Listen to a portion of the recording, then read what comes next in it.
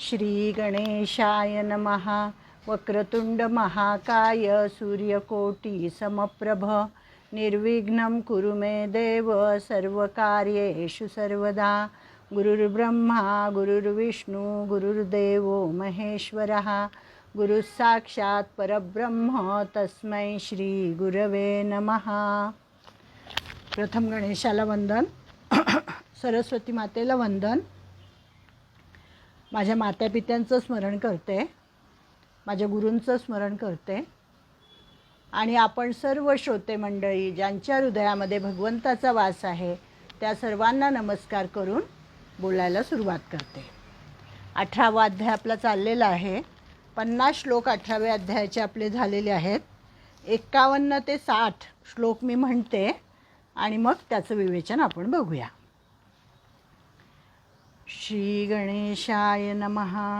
श्री भगवान उवाच बुद्ध्या विशुद्धया युक्तो 51व्या श्लोकापासून सुरुवात करते मी।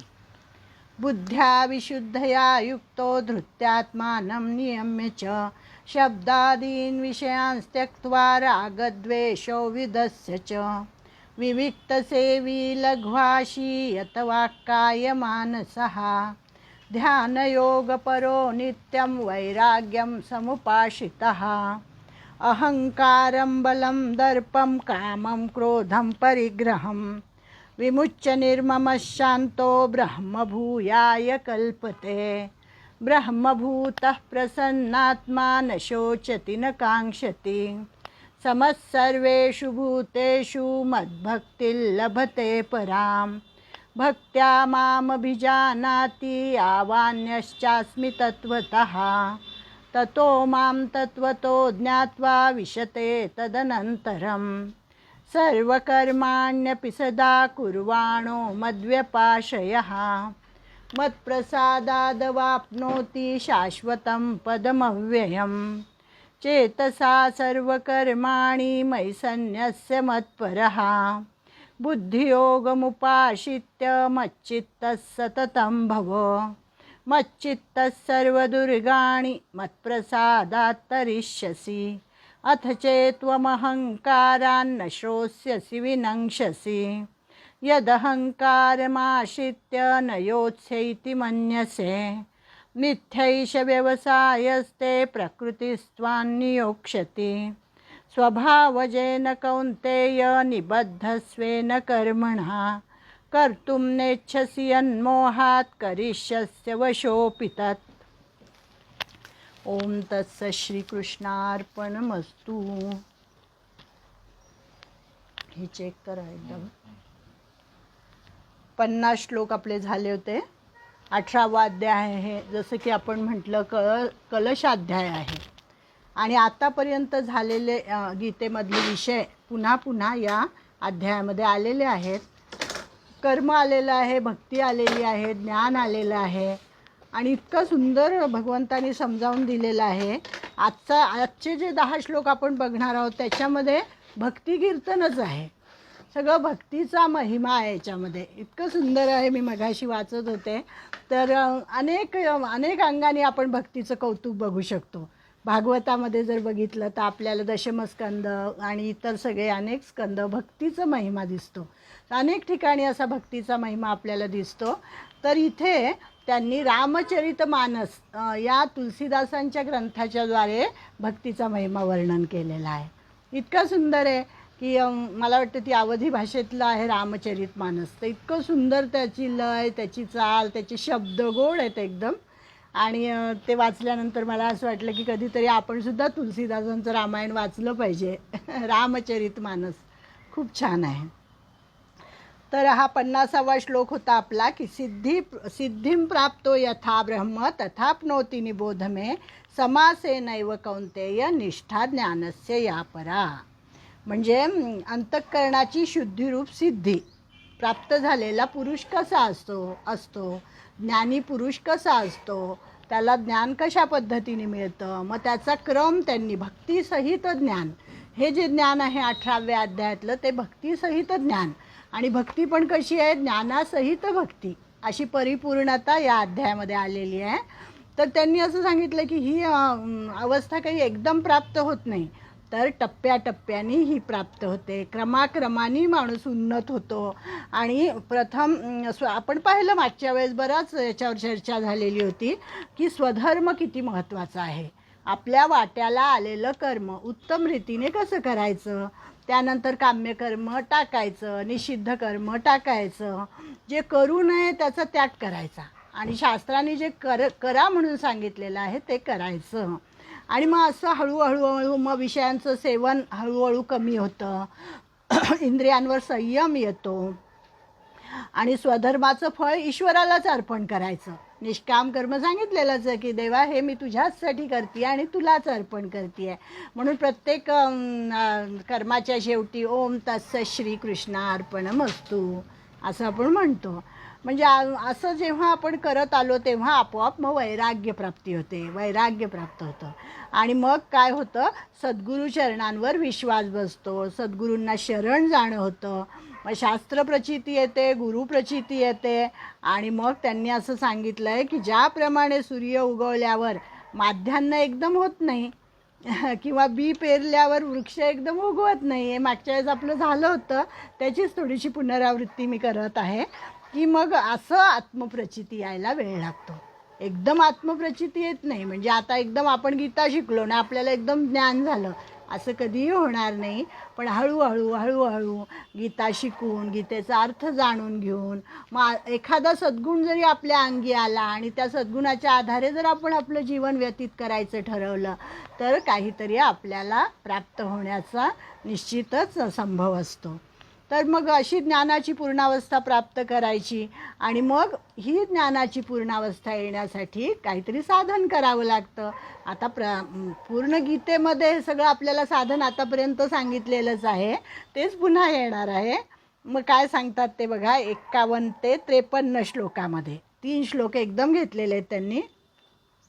बुद्ध्या विशुद्धया युक्तो धृत्यात्मानं नियम्य च शब्दादीन विषयांस्त्यक्त्वा रागद्वेषो विदस्य च विविक्तसेवी लघ्वाशी यतवाक्काय मानसः ध्यानयोगपरो नित्यं वैराग्यं समुपाश्रितः अहंकारं बलं दर्पं कामं क्रोधं परिग्रहं विमुच्य निर्ममशान्तो ब्रह्मभूयाय कल्पते. की हा जो योगी असतो, हा जो भक्त असतो, हा सच्चिदानंद घन ब्रह्मामध्ये ऐक्य पावण्याला योग्य केव्हा होतो, म्हणजे त्याच्यामध्ये कुठले सद्गुण असावे लागतात. तर त्यांनी असं सांगितलं आहे की ज्याची बुद्धी शुद्ध असते, बुद्ध्या विशुद्धया युक्तो, शुद्ध बुद्धीने युक्त असलेला, एकांत व शुद्ध देशात राहणारा, धृत्यात्मानं नियम्यच, नियम स्वतःला लावून घेतलेला, मिताहारी, ज्याचा आहार परिमित आहे, काया वाचा मन याला ज्यांनी जिंकलेलं आहे, नंतर ज्याच्याकडे दृढ वैराग्य आहे, निरंतर ध्यानयोग जो करतो, सात्विक धारणेने ज्याचं अंतःकरण परिपूर्ण भरलेलं आहे, विषयांचा जो त्याग करतो, प्रीतिद्वेषांना नष्ट करतो, अहंकार, बल, दर्प, घमेंड, काम, क्रोध ह्या सगळ्यांचा ज्यांनी त्याग केलेला आहे, असा तो ममतारहित आणि शांत अंतःकरणाचा पुरुष शेवटी मलाच येऊन मिळतो. म्हणजे साधन पद्धती काय आहे, काय काय आपल्याला मिळवायचं आहे, तर हे सगळं मिळवायचं आहे. आणि हे सगळं आपण पाहिलं आहे स्थितप्रज्ञाच्या लक्षणांमध्ये. योगी कसा असतो, भक्त कसा असतो, गुणातीत कसा असतो, उत्तम पुरुष कसा असतो, ह्या सगळ्यांकडे ही लक्षणं होती, तीच आता त्यांनी इथे आपल्याला सांगितलेली आहे. मग अगदी सोप्या पद्धतीने त्यांनी सांगितलं आहे की आत्मज्ञान आणि आत्मविद्येचा क्रम कसा सांगितला आहे भगवंतांनी. तर सर्वप्रथम विशुद्ध बुद्धीने युक्त व्हावे, म्हणजे काय, कर्तृत्वाभिमान टाकायचा, अहंकार टाकायचा, त्याच्यानंतर धृती धारण करायची आणि मन आणि इंद्रिय यांचे अभ्यास वैराग्य यांच्या योगाने नियमन करायचे. शब्द, स्पर्श, रूप, रस, गंध हे सगळे काय विषय आहेत, पंचविषय. या पंचविषयांचा त्याग करायचा. सुख दुःख द्वंद्वांना कारणीभूत असलेल्या अनुराग आणि द्वेषांना जिंकायचं. म्हणजे अनुरागही नको, अति प्रेम, अति आसक्ती पण नको कुठल्याही गोष्टीची, आणि अति द्वेष पण नको एखाद्याचा. जे समोर आलं आहे ते अगदी सहजपणे स्वीकारणं हा आपला धर्म आहे असं सांगितलं आहे त्यांनी. एकांताचं सेवन करायचं, मिताहारी व्हायचं, इंद्रियांचं दमन, शरीर वाणी मन यांचे नियमन करायचे. म्हणून आतापर्यंत आपण पाहिलं ना, मानस तप पाहिलं, शारीरिक तप पाहिलं, मानसिक तप पाहिलं. ते ह्याच्यासाठी की तप करायचं म्हणजे काय, की त्या इंद्रियावर संयम करायचा. नंतर ध्यान योग पर वैराग्याचा नित्य आश्रय करायचा. अहंकार, बल, दर्प, काम, क्रोध, परिग्रह यांचा त्याग करायचा. ममत्व बुद्धी व अहंता आणि ममता टाकायची. आणि ह्या सगळ्याचा परिणाम काय होतो, तर माणसाला, मानवाला मनःशांती मिळते.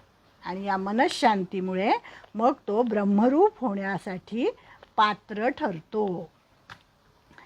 हेच सगळं पुन्हा पुन्हा सांगितलेलं आहे त्यांनी.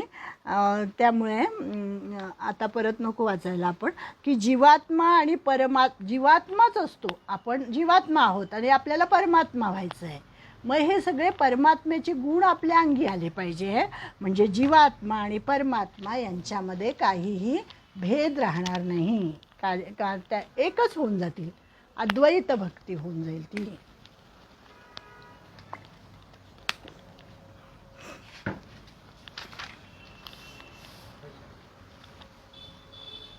अशा ब्रह्मनिष्ठाचे वर्णन आता भगवंत करतात.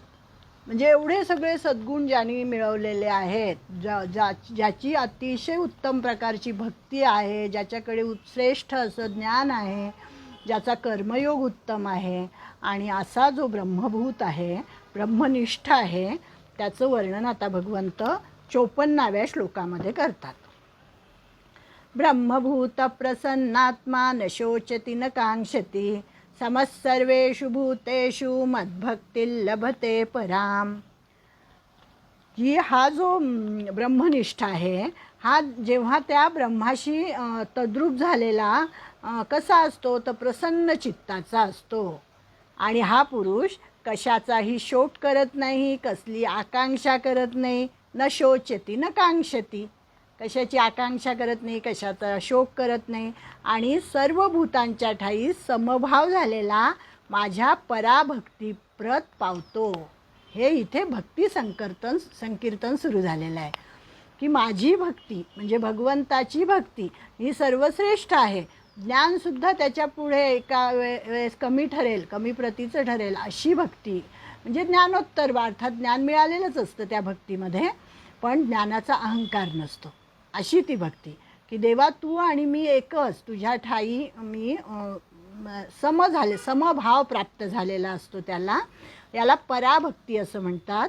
त्यांनी असं म्हटलं आहे की गीतेतला हा एक महान श्लोक आहे, आणि याच्यामध्ये वर्णन केलेली ही भक्ती कशी आहे, तर अनन्य भक्ती आहे.